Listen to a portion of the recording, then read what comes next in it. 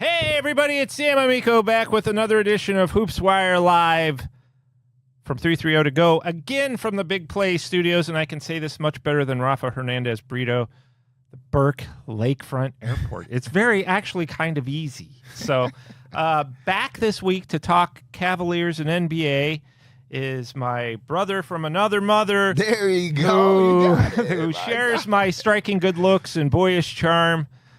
Booby Gibson, yes, thanks sir. again so much for coming back. I love the hoodie. I got to get one of those. Oh man, this the sunset vibe is always the move. I think I'm gonna come out the shades today. There we go. Yeah, we gonna get into it. We gonna get intimate today with the sunset vibes going, man. But I appreciate you having me back. I'm always grateful that you're around, and it is beautiful outside today. So Yeah, that's with the wind chill. Right? With the wind chill, yeah. It's Northeast Ohio. You never know what you're gonna get from. I've gotten used to Booby, let me ask you this: you're obviously from Houston, right? Mm-hmm. Yes, so sir. you love Cleveland, Yep. right? Now, how did you manage that? I'm talking just based on the weather. I mean, like, say you came up here your rookie year, you played college basketball at Texas, Yeah. your home state. When you first came up here, what was that like? Hadn't ever seen snow. So I think Really? one time I saw it was when we played Nebraska Cornhuskers. We played them and we flew in. And I'm like, oh man, this is crazy. And we flew right back out. It wasn't much of me being there in it. So that was like my first experience. So my rookie year was an adventure. Yeah. The first car I bought was not the car I should have bought. It was not. I was going down the hill. And my car started twerking a little bit. It started shaking it. Oh, boy. Oh, man. And I had nothing that I could do. It was a light. It was red.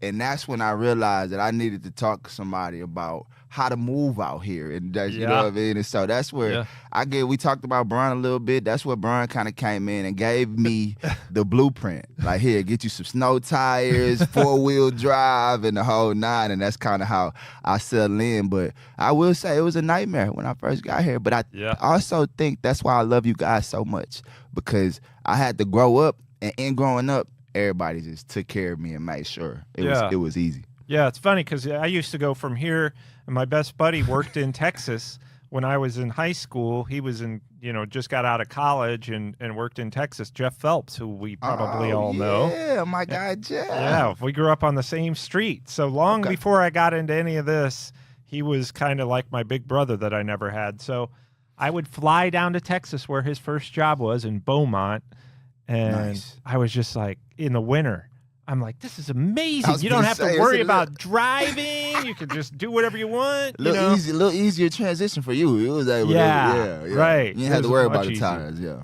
right. So I think we can all attest to the fact that there are plenty of people who have been in Ohio their entire lives and still can't drive in the snow. But we won't. That's what I was gonna say. That I think I ain't gonna ever fully adjust to the weather, but I think obviously there's so many other great things that I done fell in love with. I could deal with it being cold sometimes. Yeah. Right. Sure. There's a lot of positives without a doubt. So one of those positives we hope is the Cavs season. Yeah, they're kind of ain't no hope. We the fact that we are still trying to reach our best form, to me, is way better than already feeling like we got it. Because now we still have the time, and then I'm hearing Donovan not getting picked for the all-star team by the coaches. So the chip is just getting bigger and bigger on our shoulder, and I hope that we're able to display it. And I always tell people, if you get off right now, if you switch sides right now, while we figuring it out, just stay over there when we do. Because I feel like this team will figure it out, and we will make a run. And the real Cavs fans will be able to enjoy it. Yeah, absolutely. And I think that that's something to keep in mind. Listen, and I know you don't give them a ton of credit, but the Indiana Pacers 25-20 last year start, and the Cavs are 25-20 right now. They didn't look great against OKC. We know that. They've got to, there's still some things they got to short, but like you said, Booby, there's time. They have, at this taping of this show, have won 3 out of 4, and 3 of them, all 3 wins on the road, the 1 loss at home. I feel like, without Darius Garland, they're kind of, and Max Strus and Sam Merrill, 2 important pieces, they're kind of figuring out their identity at the defensive end for the most part. So, absolutely. What do you foresee the positives right now that you've seen over the last, say, 2 weeks, and the things they kind of need to clean up as well? Yeah, you just mentioned it. I know a lot of people up in arms over a record, but I think during the time of having those guys out that you mentioned, the Darius, the Max, the Sam, there's been a Jalen Tyson sighting. There's been a Tomlin sighting during these minutes. Very, very big minutes for these guys right now. And so, yeah, we can start to push the panic button, but then when these guys get back into the rotation, when you get your Darius Garland back and you get your Strus and you get your Merrill, now you have your full cast of characters with those guys playing with a ton of more confidence. Yeah. And so to get back to the first point, defensively, I think that's when I'm starting to see the most growth. Watching that lineup last night, I think we won the game with the lowest points of the NBA season, 94. Obviously, the offense didn't catch up, but to be able to win that game says that you had to find a way to get stops somewhere. Yeah. And I think it's Don at the point. I think we might even have Dean Wade at the 2. Tomlin at the 3. That's a huge team defensively, and I think we're starting to realize we can get out to that 3-point line, push guys inside, and that makes it difficult for our bigs. So we're taking the right steps. I'm watching us continue to put the pieces together without our full lineup, and I think once we hopefully get everybody physically back on the floor, we can see what this team is made of. We just haven't had a consistent opportunity to see them do their thing. Yeah. At this point of year, obviously, you being one of, in my opinion, two best shooters in Cavs history with Mark Price and Yes, sir. Well, we have that conversation sometimes, me and Mark. Right? Oh, do you? Yeah. Well, he still wants to shoot against me right now. Like to this day, he's still ready. Like, boo, we can lace him up right there, bro. Yeah. Well, he loves talking about this old man basketball league that I play in, but he won't ever come. I've always tried to get. When the way he talking though, I swear, Mark still getting up 500 shots a day. The way he talking. About it. Yeah. Well, he does have the free throw competition at his basketball camp against the kids. Okay. And he gets really mad when he misses one. Okay, like so he's still training behind in the dark, letting us know that he still got it. Okay, that's why he. Okay, so I got to get back in the gym if I want to shoot. Right. Price. Well, you guys were both at that Legends table the one time in Cleveland. Yeah, that was I was like, this is the best shooting table in Cleveland history. Of course, I walked up there and said, if you guys ever need an actual legend up here, just give me a call. You did. For sure. Anyway, as far as the season goes, obviously we talk about Jalen Tyson's growth and the corner that he's really turned this year, which has been just a joy to watch him play. And Craig Porter Jr. keeps bringing it. I really, really like his game. I mean, I love how this guy is blocking shots of 7'1" guys. You know. Now, I'll tell you the Craig Porter story, man. When they sent me to watch a different kid. I don't even remember the kid's name at this point. But I left the game like Craig Porter Jr. is the guy. He might have had 4 blocks that day, 3 steals, 17 points, 8 assists, stuff the stat sheet, and that's what he does every time he get out here. Yeah, and you know what? He does.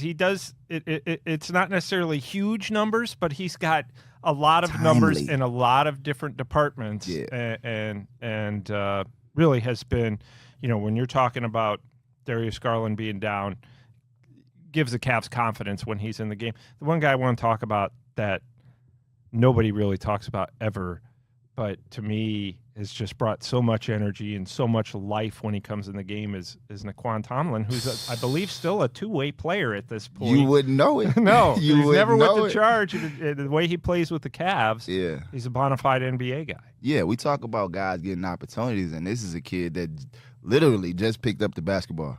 And he's getting an opportunity to play and taking advantage of it. You can't teach size. And Tomlin just has that wingspan and the ability to score. And it feels like every game, every minute he gets out there on the floor, he gets it just a little bit more. Yeah. And we talk about some rookies just needing that experience and needing that opportunity. And we hate the injuries, but that's why you have an 82-game season, so that you can find your players, find your rotations, figure out what guys are ready for the moment. And these guys have been put in a few big moments and have delivered. And so I'm glad to see these guys getting the opportunity. And I just think that this is going to make us that much tougher come post-All-Star, come post-season. I think, again, I'm looking forward to us getting on that run, but also having a chip on our shoulder from a lot of this noise that we've been hearing all season long. Oh, who are we? They aren't who we thought they were. I hope we all putting that on the bulletin board and preparing ourselves to try to make a run at the championship, because it's wide open in the East, in my opinion. Absolutely wide open. I mean, the Cavs have not been record-wise up to where people thought they would be after 64-18. Throw the records out. Throw them out. Right. They're just a few games out of third place, yeah. Or second place. I'm sorry. Just a few out of second. So, there's again, I say this all the time. To turn a corner, all you got to do is win 4 out of 5, 5 out of 6. All of a sudden, you're right there, in terms of I don't know that anybody's going to catch Detroit at number 1, maybe, but I doubt it.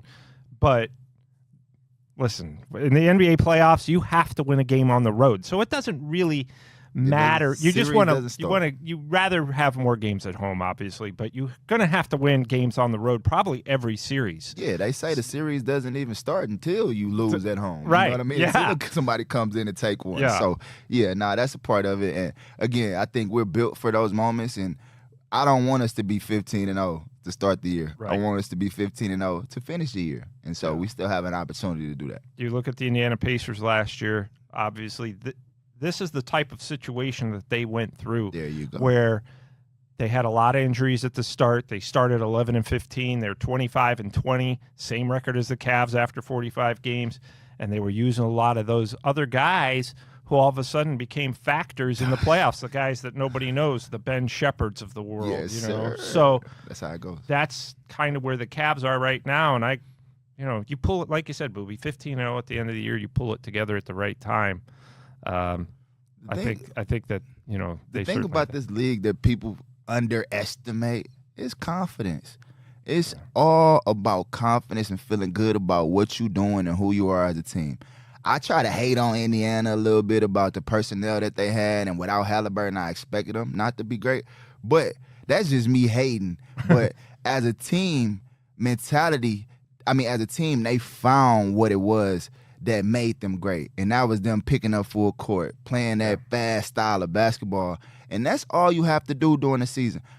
Them 15 guys in your locker room, figure out what makes you great, buy into that, and just block the noise out. And that's what Indiana did last year. And there's been a few teams in history that Uncle Mo, once it gets rolling and you believe in what you're doing, you'll run into a team that's unsure or might be missing guys, or a guy gets hurt, and then you end up in the finals. And that's what happened with Indiana. It's 80-90% mental. Everybody in the league can play. Yeah. But once you start to believe in your shot making and your abilities as a team, those are the guys that go on to win. I even look at OKC last year. They just caught a wave. Yeah. Caught a wave where they believed in each other, believed in what they were doing, and they were NBA champions. That's what it's all about. Finding that moment in the season where you guys come together and believe, really believe that you can win the chip. That's, to me, that's the difference from guys. The do's and the doers and the don'ts. Yeah, and that's the case throughout NBA history. You go back to, I think it was 2003-04 maybe, when the Detroit Pistons, nobody expected them to beat that Super Lakers team with Kobe and Shaq and Karl Malone and Gary Payton. And that, Chauncey Billups. Those were the retro guys. Ralph called me retro Booby. That was the retro Lakers. That was the retro Lakers, and that Pistons team was an example of what you're talking about, just coming together at the right time. And it really only takes one stretch. When you have the talent that the Cavs do with Donovan Mitchell, Darius Garland when he's healthy, Jared Allen, Evan Mobley. Now you've got guys like Jalen Tyson, like you said, Naquan Tomlin, Craig Porter Jr., all getting confident. You just need that one stretch, and you prefer, as you said, that it comes closer to the playoffs than I'm trying to think. I don't remember when that stretch was for us, that 2006 year. 2006, 2007 year.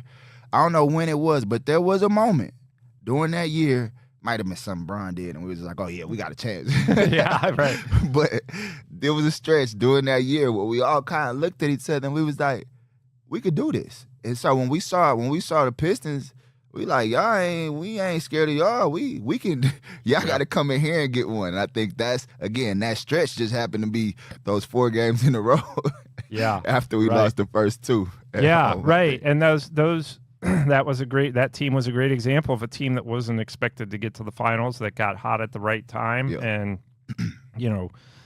I could see it after you beat the Pistons in 2006-07, that second game, game 4.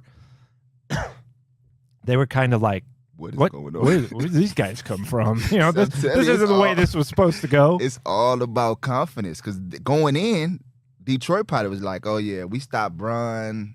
They don't matter.